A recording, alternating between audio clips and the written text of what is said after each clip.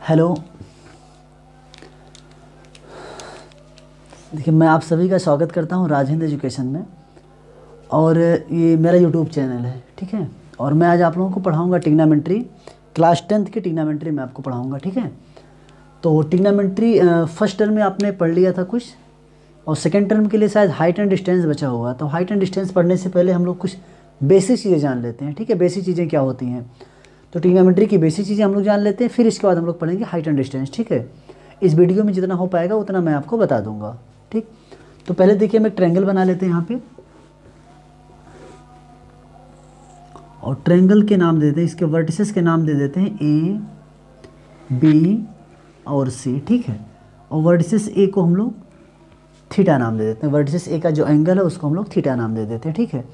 अच्छा, आपको पता है कि थीटा के सामने जो साइड होती है उसे हम लोग कहते हैं परपेंडिकुलर, ठीक है। और जिस लाइन पे परपेंडिकुलर होती है उसे कहते हैं हम लोग बेस, ठीक है। और जो 90 डिग्री के सामने वाली साइड होती है उसे हम लोग बोलते हैं हाइपोटेनियस, ठीक। इतनी बात समझ में आ गई। और ट्रिग्नोमेट्री में आपको पता होगा 6 आइडेंटिटी होती हैं, जैसे साइन, कॉस, टेन, कॉट, सेक और कॉसेक, ठीक है। उनका इससे रिलेशन क्या होता है हम लोग देख लेते हैं।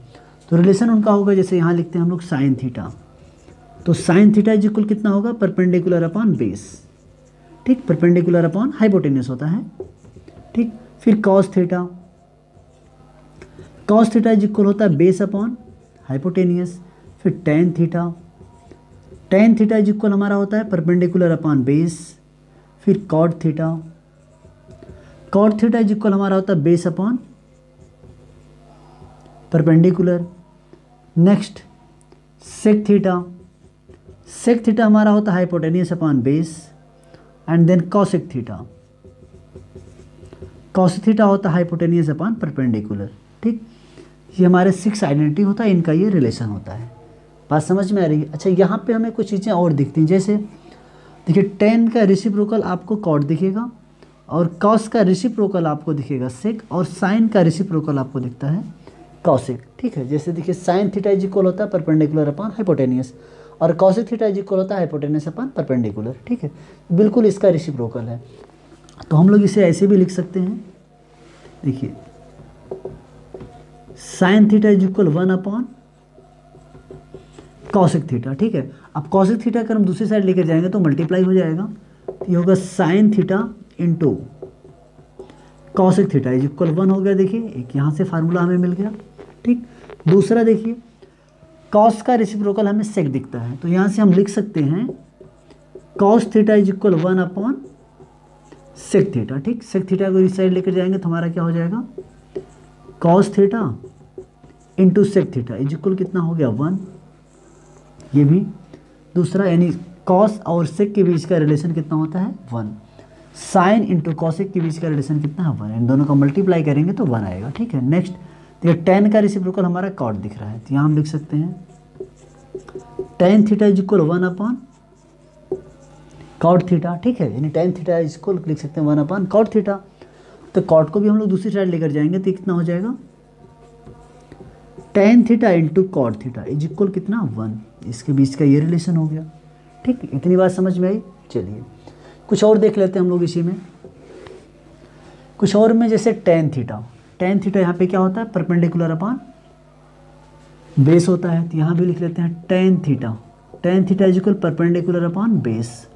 अब हम लोग यहाँ पे क्या करेंगे कि जो ten theta is equal perpendicular upon base है, परपेंडिकुलर में भी हाइपोटेनियस का डिवाइड कर देते हैं और बेस में भी हाइपोटेनियस से डिवाइड कर देते हैं, तो मिलेगा क्या, परपेंडिकुलर अपॉन हाइपोटेनियस और बेस अपॉन हाइपोटेनियस। अब ये देखिए परपेंडिकुलर अपॉन हाइपोटेनियस क्या होता है साइन थीटा, ठीक।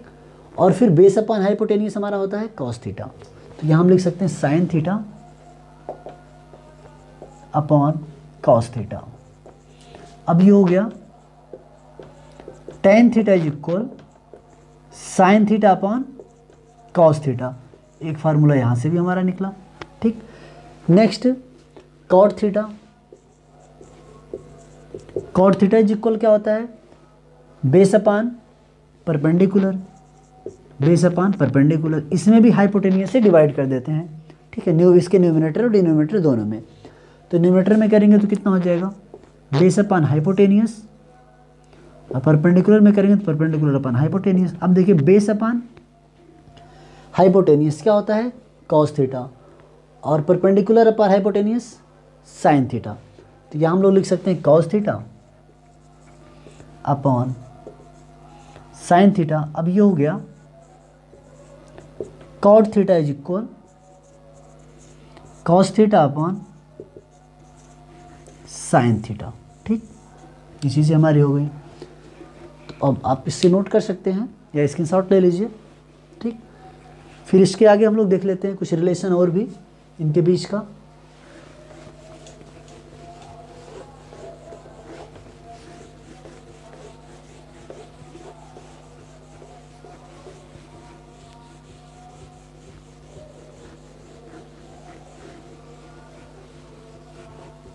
चलिए इनके बीच का रिलेशन और देख लेते हैं, इसी ट्रायंगल से है। ये राइट एंगल ट्रायंगल हमारा है, ठीक है। तो राइट एंगल ट्रायंगल हमने पढ़ा था पाइथागोरस थ्योरम, आपने पढ़ा है शायद 8th में भी आपने पढ़ा होगा, 9th में भी पढ़ा होगा, ठीक है। इसका हम यूज करते हैं। पाइथागोरस थ्योरम का यूज ट्रिग्नोमेट्री में कैसे होता है देख लेते हैं, और उससे कुछ फार्मूले भी बनेंगे हमारे। जैसे हमने ये पढ़ा है कि हाइपोटेनियस का स्क्वायर इज इक्वल परपेंडिकुलर का square plus base of whole square होता है, ठीक है। इसको हम लोग इक्वेशन नंबर 1 बना देते हैं। क्या बना दें, इक्वेशन नंबर 1। अब क्या करेंगे, इस इक्वेशन नंबर 1 में एक बार हम लोग एच स्क्वायर से डिवाइड करेंगे दोनों साइड, फिर एक बार पी स्क्वायर से डिवाइड करेंगे दोनों साइड, और एक बार बी स्क्वायर से डिवाइड करेंगे दोनों साइड, ठीक है। तो चलिए यहाँ लिख देते हैं फर्स्ट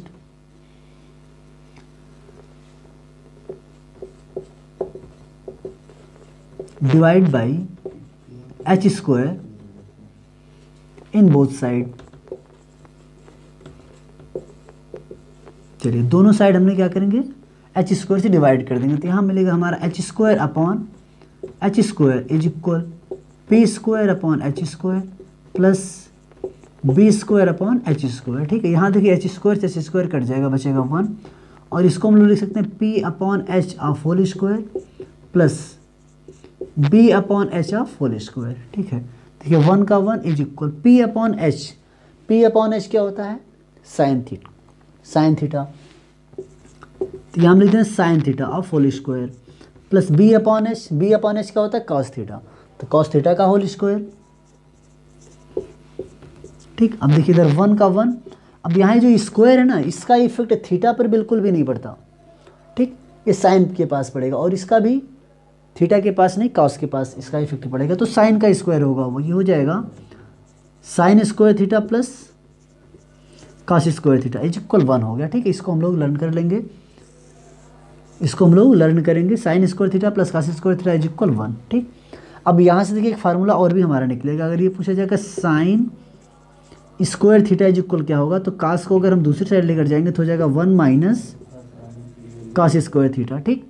एक और बनेगा कॉस स्क्वायर थीटा, अगर हमसे किसी ने पूछ लिया तो क्या होगा, यहाँ से देखिए cos square theta is equal हो जाएगा 1 माइनस साइन स्क्वायर थीटा, ठीक। इसके देखिए ये 3 फार्मूले निकल गए, यानी पाइथागोरस थ्योरम के एक फार्मूले से अगर हमने एच स्क्वायर से डिवाइड किया तो 3 निकल गए, ठीक है।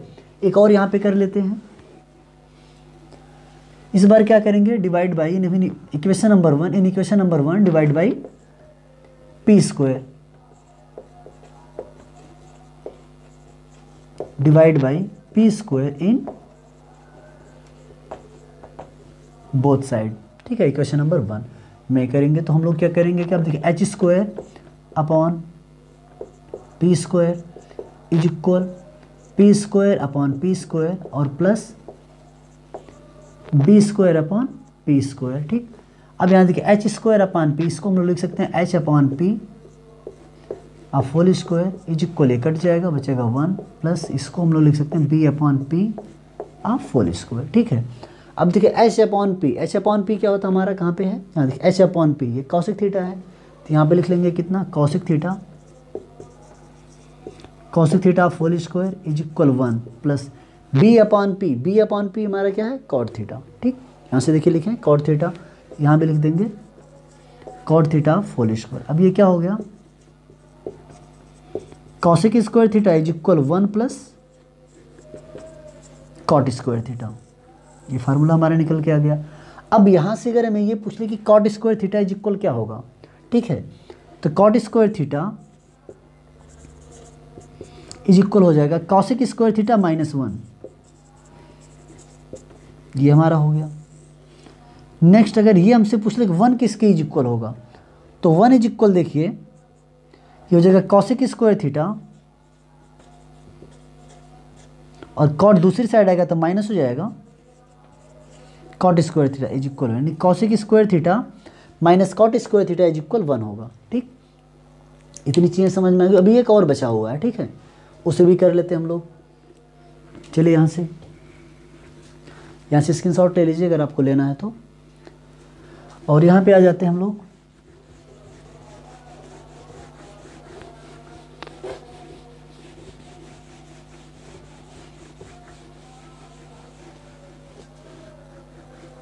अब देखिए यहाँ पे लिखेंगे divide by B square, divide by B square in both side. अब इसी क्वेश्चन नंबर 1 में हम लोग बी स्क्वायर से डिवाइड करेंगे, फिर क्या हमें मिलेगा देख लेते हैं। H square upon B square is equal P square upon B square plus B square upon B square. ठीक, अब देखिए एच स्क्वायर अपॉन बी, इसको हम लोग लिख सकते हैं H upon B of whole square is equal P upon B of whole square plus ये कट गया बचेगा 1। अब देखिए एच अपॉन बी क्या होता है, एच अपॉन बी होता है सेक थीटा। ठीक, तो यहाँ हम लोग लिख लेंगे कितना सेक थीटा तो whole square is equal P upon B, P upon B क्या होता है पी अपॉन बी, यहाँ पे P upon B tan theta of whole square plus 1। अब ये क्या हो जाएगा sec square theta is equal tan square theta plus 1। ये फार्मूला हमारा बन गया sec square theta is equal tan square theta plus 1 होता है। ठीक है, अभी यहाँ से अगर